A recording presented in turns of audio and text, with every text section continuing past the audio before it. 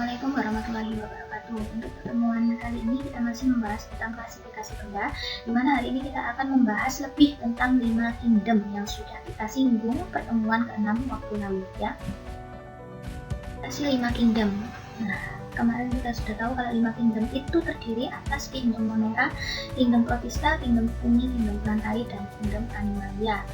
Nah, 5 kingdom ini menurut ilmuwan yang bernama Whittaker yang ditemukan pada tahun 1969. Nah, kalau kemarin kita belajar tentang bagaimana cara mengklasifikasi sehingga terkumpul dalam 5 kingdom. Nah, sekarang kita akan mengenal ciri-ciri dan beberapa contoh dari masing-masing kingdom tersebut. Kemarin kita sudah tahu ya kalau di pengklasifikasian 5 kingdom ini terbagi menjadi 2 kelompok besar, yaitu kelompok prokariota dan eukariota. Masih ingat? Ya, kalau prokariota itu merupakan kelompok makhluk hidup di mana belum memiliki membran inti sel. Sedangkan untuk eukariota merupakan makhluk hidup yang sudah memiliki membran inti sel. Nah, untuk kelompok prokariota yang pertama, ini hanya terdapat satu kingdom, yaitu kingdom Monera. Nah, kingdom Monera ini masih terbagi menjadi beberapa kelompok. Kelompok besar dalam kingdom Monera ini terbagi menjadi 2, yaitu Archaebacteria dan Eubacteria. Archaebacteria ini dikenal sebagai bakteri purba. Nah, bakteri purba kok bisa dinamakan purba? Karena Archaebacteria memang ditemukan dengan usia yang sangat lebih tua ketimbang Eubacteria dan ditemukan di tempat-tempat yang ekstrim, entah itu tempat yang sangat dingin maupun tempat yang sangat panas gitu.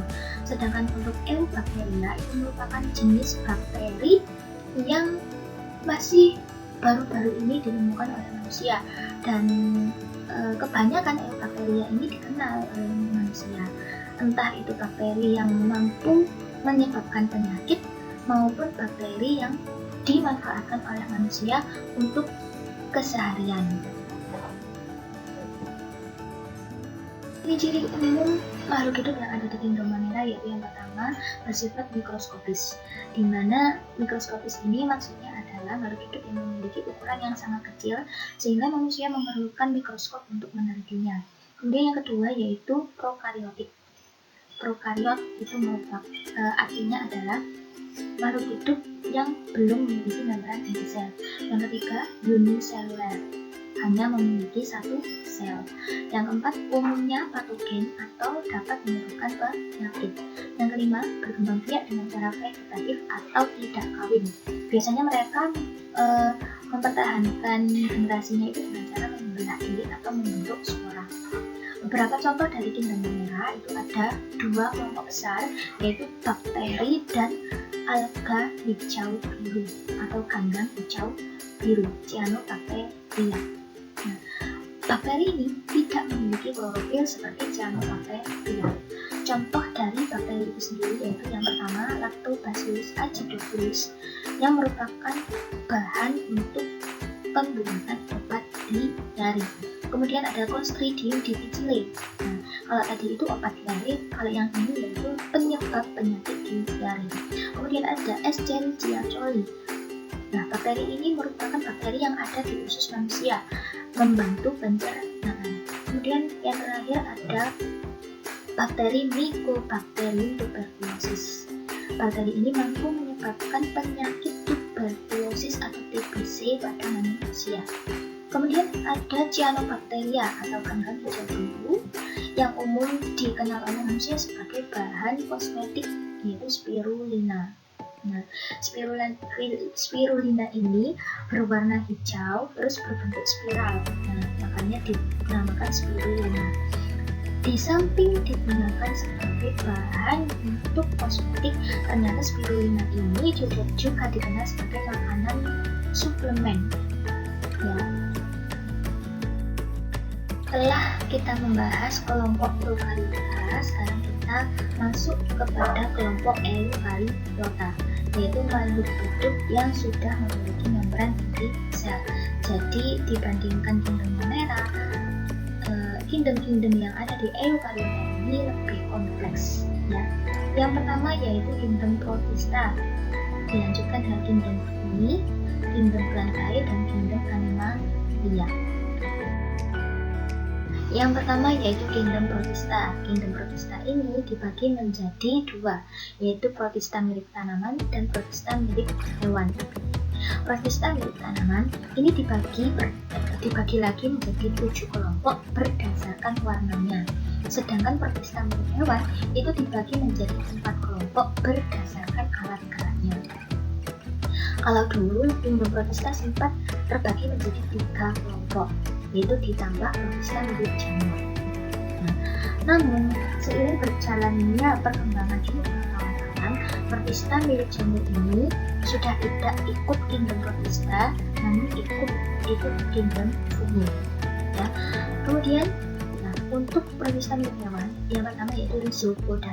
Rhizopoda ini makhluk hidup mikroskopik yang menggunakan kaki semu sebagai alat geraknya. Jadi Rhizopoda ini terlihat tidak memiliki alat gerak. Namun ternyata dia itu memilikinya, cuma tidak terlihat. Kemudian yang kedua Flagellata. Flagellata ini merupakan makhluk mikroskopik yang menggunakan flagel atau cambuk sebagai alat geraknya. Bisa berjumlah 1 maupun berjumlah 2 ya cambuknya. Kemudian yang ketiga ada Ciliata. Makhluk ini memiliki ukuran mikroskopik dan memiliki silia. Silia ini merupakan rambut sebagai alat geraknya. Rambutnya ini bisa dihitung atau bahkan menutupi seluruh bagian tubuhnya. Kemudian yang terakhir ada Sporozoa. Kalau Sporozoa ini tidak memiliki alat gerak. Ciri-ciri kingdom Protista yang pertama yaitu eukariotik atau sudah memiliki membran di sel. Kemudian yang kedua yaitu terdiri atas uniseluler atau multiseluler. Kalau tadi uniseluler kita tahu yaitu makhluk hidup yang hanya memiliki 1 sel. Nah, kalau multiseluler berarti memiliki banyak sel. Jadi kingdom Protista ini merupakan kelompok makhluk hidup mikroskopik yang sudah terdapat banyak sel atau masih memiliki 1 sel tapi memiliki membran di sel. Kemudian yang ketiga yaitu umumnya bersifat aerob atau butuh oksigen. Yang keempat yaitu autotrof, dan ada juga yang sebagian heterotrof. Masih tahu autotrof itu apa? Ya, autotrof itu berarti bisa menghasilkan makanan sendiri. Dan ada juga anggota Protista yang sudah menjadi heterotrof atau memperoleh makanan dari makhluk lainnya. Yang kelima yaitu ada yang berupa jamur, ada yang berupa tumbuhan, dan ada yang berupa hewan. Nah, ini Fitri salah ketik ya, yang jamur itu ternyata sudah lepas dari kingdom Protista, sekarang menjadi kingdom bumi. Contoh beberapa klasifikasinya yaitu yang pertama mirip tumbuhan. Protista yang mirip tumbuhan ini sering kita sebut sebagai ganggang atau alga. Ganggang ini biasanya kita temukan di perairan, entah itu laut atau juga sungai. Yang pertama yaitu Eugrenophyta. Tanaman Eugrenophyta ini merupakan tanaman yang ternyata memiliki flagel, ya. Tapi bukan termasuk milik hewan, tapi masih termasuk tumbuhan. Yang kedua yaitu Chlorophyta. Chlorophyta ini alga yang memiliki warna hijau. Jadi alganya ini bisa melakukan fotosintesis. Ini yang ketiga yaitu Rhodophyta, warnanya merah. Terus Pyrrhophyta. Pyrrhophyta ini merupakan alga api, warnanya mengkilat seperti api. Kemudian yang kelima Phaeophyta, alga coklat. Chrysophyta, alga keemasan. Basidiophyta, alga coklat keemasan. Kemudian berikutnya ada Protista mirip hewan. Nah, seperti tadi dijelaskan ya, Rhizopoda itu merupakan Protista yang menggunakan alat geraknya kaki semu. Sedangkan flagellata itu menggunakan cambuk getar atau flagel sebagai alat penggeraknya. Kemudian ciliata, rambut getar atau cilia. Sedangkan sporozoa itu tidak memiliki alat gerak. Ini ada beberapa contoh positif. Ya, ada paramecium. Paramecium ini biasanya berkumpul di tempat yang memiliki banyak limbah. Jadi paramecium ini termasuk bukan bakteri sih, makhluk hidup yang dimanfaatkan oleh manusia sebagai indikator atau penunjuk bahwa perairan ini itu mengandung banyak limbah. Kemudian ada Entamuba coli. Entamuba coli ini juga terdapat pada usus manusia sebagai pembantu pencernaan. Kemudian ada Eugema epinosum. Nah, ini merupakan contoh dari alga atau ganggal yang dimanfaatkan manusia sebagai bahan agar-agar. Nah, untuk yang negatif atau yang merugikan manusia itu ada dua contoh, yaitu Entamuba gingivalis. Entamuba gingivalis ini merupakan salah satu contoh protista mirip hewan yang terdapat di gigi manusia, ya, menyebabkan radang gusi.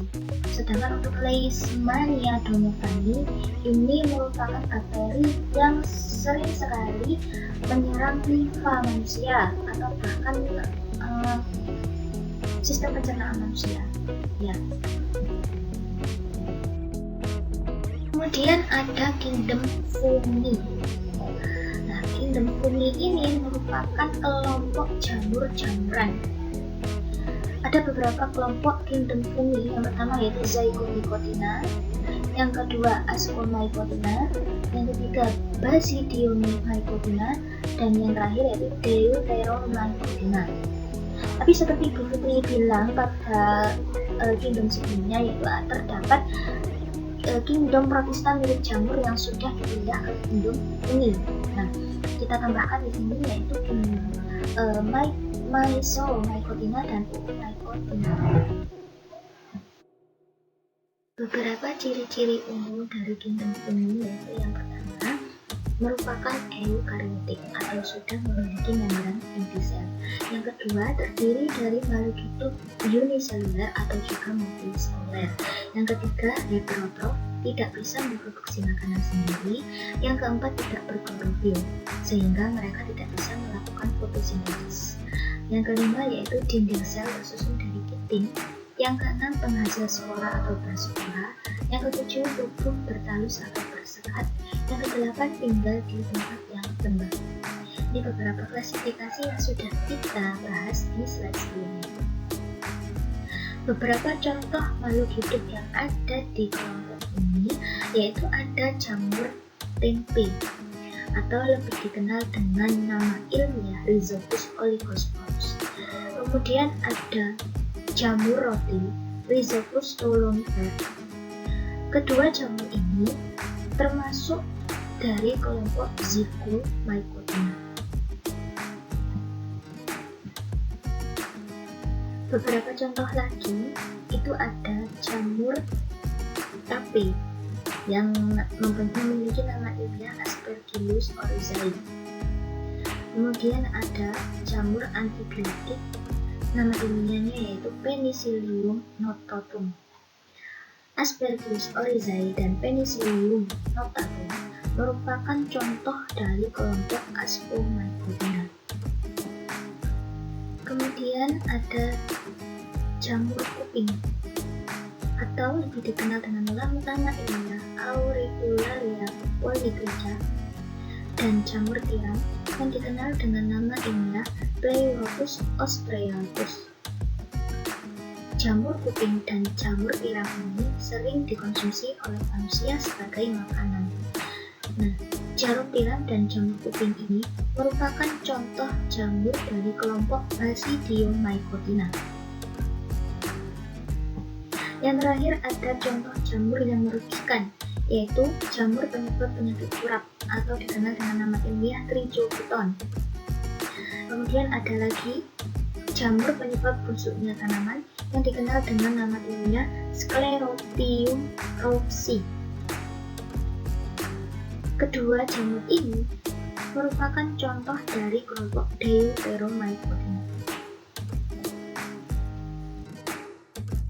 Berikutnya ada kingdom plantae atau kelompok tumbuh-tumbuhan. Kelompok tumbuh-tumbuhan ini terbagi menjadi 3 kelompok, yaitu kelompok lumut atau Bryophyta, yang kedua paku-pakuan atau Pteridophyta, dan Spermatophyta atau tumbuhan berbiji. Kingdom plantae yang pertama yaitu kelompok Bryophyta atau kelompok tumbuh-tumbuhan. Kelompok tumbuhan yang tidak memiliki bulu, berkembang biak dengan spora, dan hidup di tempat yang lembab. Contoh dari lumut yaitu lumut hati, lumut daun, dan lumut paku.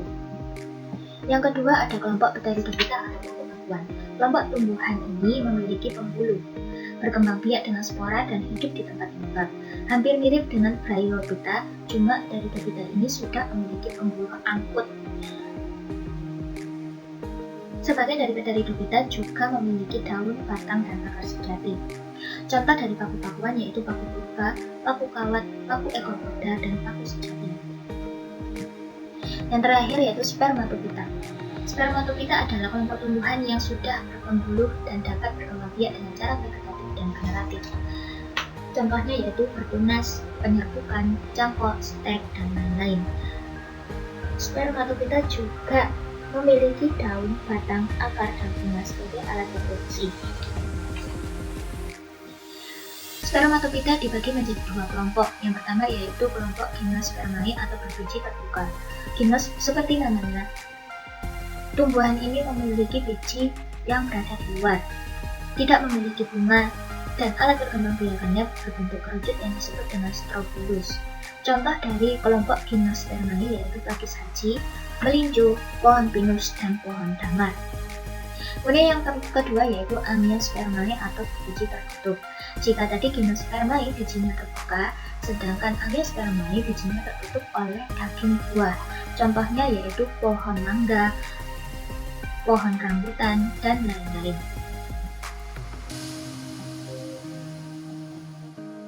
Kingdom terakhir dari kelompok Eukariota yaitu kingdom Animalia.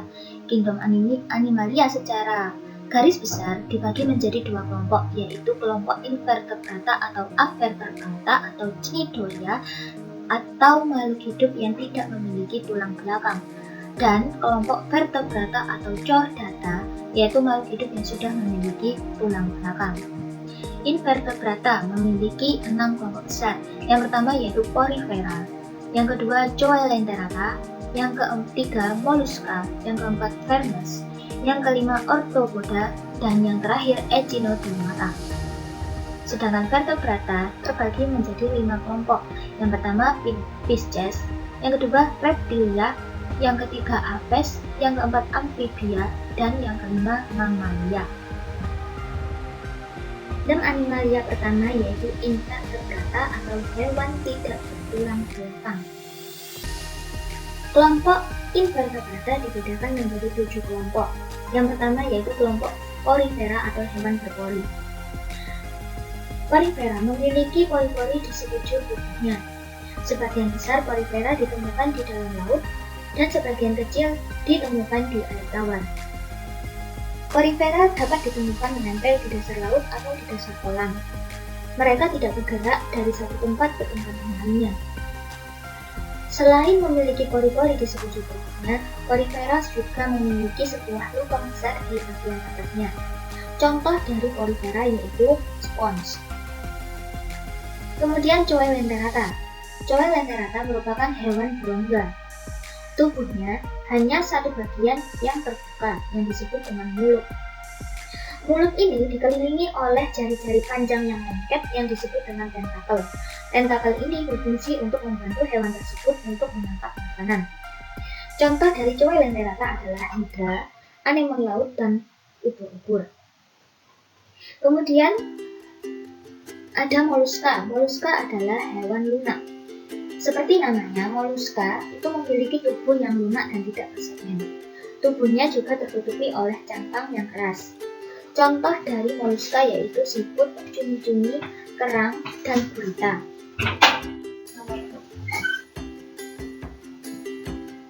Kemudian selanjutnya ada vermes atau kelompok cacing-cacingan.